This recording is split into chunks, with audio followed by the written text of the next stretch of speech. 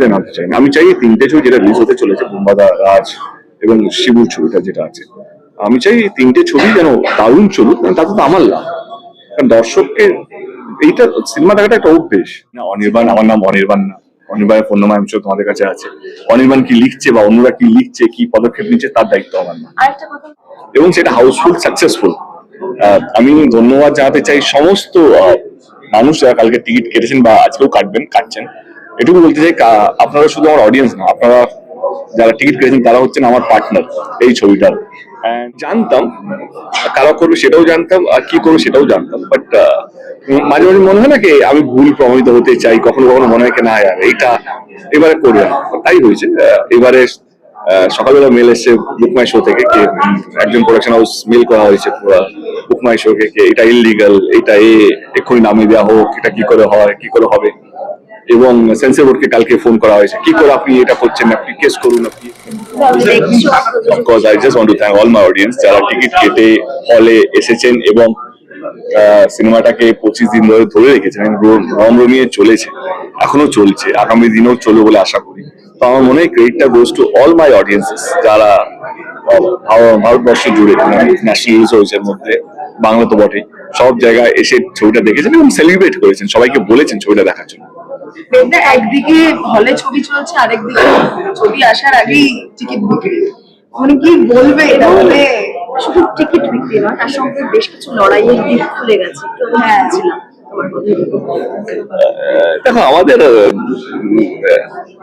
রাজ্য দেশ বলে আমাদের সময় না, লড়াই না করে কিছু পাওয়া যায় না জীবনে। তোমরাও চাকরি ছেড়ে একটা নিজের একটা ইউটিউব চ্যানেল খুলেছো, যেদিন ভেবেছিলে কি চাকরি ছাড়বো, একটা স্যালারাইড সিকিউরড লাইফ থেকে বেরিয়ে এমন একটা আনসার্টেন লাইফে চলে যাচ্ছ, যেখানে আগে ইউটিউবে ভিউজে একটা আলাদা রেট ছিল, এখন যত দিন যাচ্ছে তত রেট কমছে। তোমাদেরও চিন্তাকে সার্ভাইভাল অফ দ্য ফিটেস্ট না, সার্ভাইভাল অফ দ্য রেয়ারেস্ট হয়ে গেছে এখন।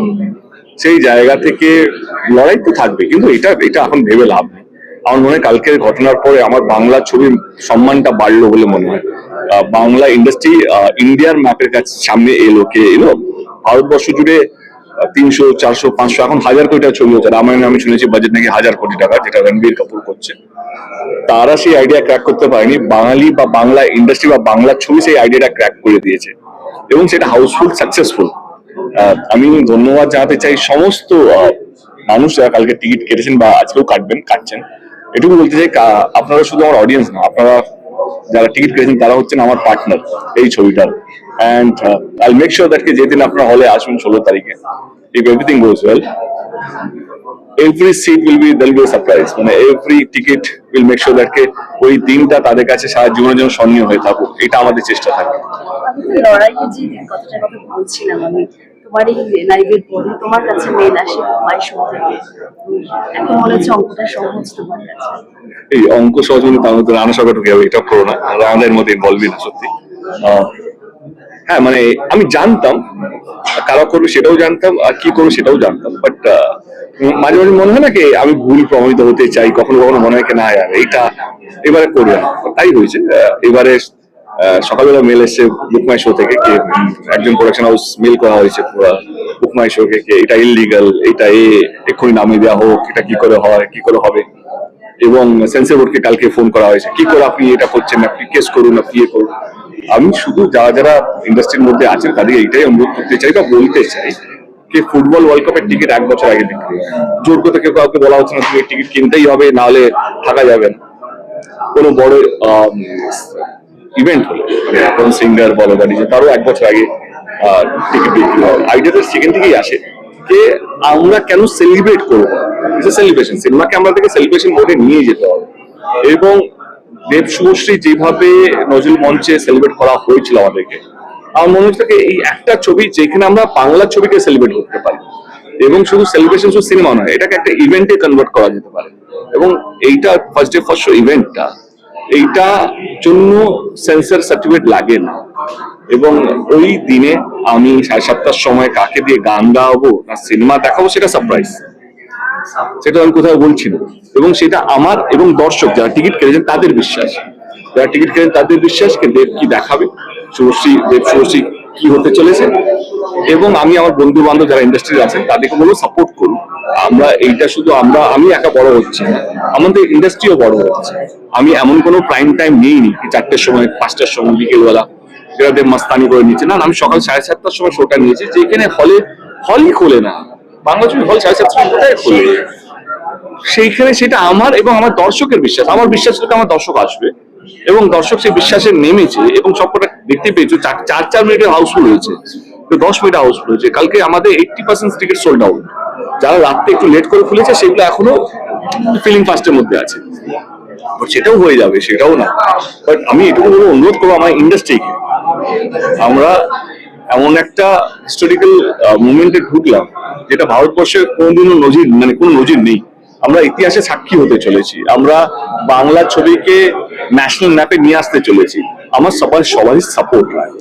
কোথাও বা সামনে যে কটা ছবি আসছে তার মধ্যে অনেকগুলোই আছে, মুম্বাদার ছবি, কলরব, অনেকেই ভাবছে সেগুলো ডমিনেট করা বুক মাই শো এখন শুধু দেশীয়, যেহেতু টিকিট বিক্রি হচ্ছে এটা অনেকে লিখে বলছে সামাজিক মাধ্যমে, কিন্তু শুভশ্রী তো প্রডিউসার বুক কলরব, সেটাও আবার অনেকে লিখেছে। তো কি বলবে, মানে এটা তো তা নয়। বাংলা ছবির পাশে দাঁড়াতে কোথাও শত্রুতা বাড়ছে বা শত্রু বাড়ছে?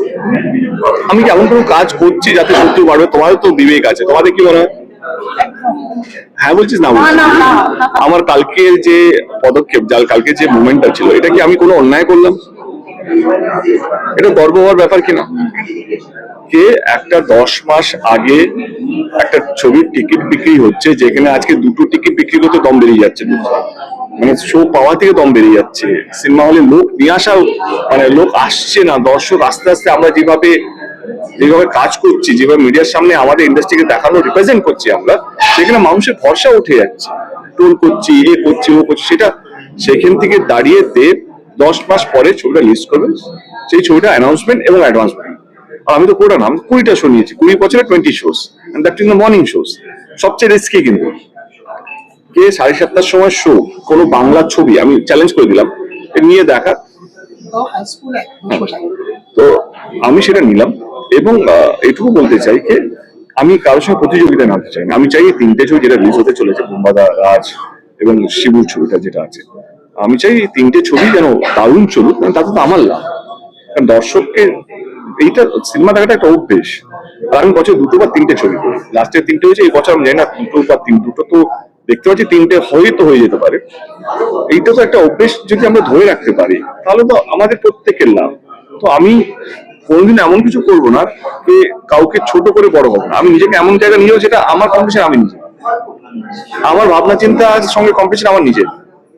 আমার যদি কেউ বলে কে দেবেন্দ্র মেনশন ভালো প্রমোশন করতে, আমাকে বিট করতে হবে, আমাকে এমন কিছু করতে হবে। যদি বেঙ্গল ট্যুর নিয়ে আসি, তারপরে তো আমরা এমন দেব শুভশ্রী যখন ধূমকেতু ছিলাম, আমরা ভেবেছিলাম কি এমন কিছু করবো বেঙ্গল ট্যুর লোকে ভুলে যাবে। তারপরে নজরুল মঞ্চে এলো, নজরুল মঞ্চে এত মানে পুরো সোশ্যাল মিডিয়া আমরা খেয়ে নিলাম। তারপরে আমার মাথায় হলো আমরা আর কি করে বড় হবো, আমরা চলে গেলাম নেতাজি ইন্ডাস্ট্রিয়াল টিকিট কে, এবং সেই টিকিটের টাকাটা আমরা ফেডারেশনকে দিই, যাতে টেকনিশিয়ান কোনো অসুবিধা হলে সেই টাকাটা কাজে লাগে।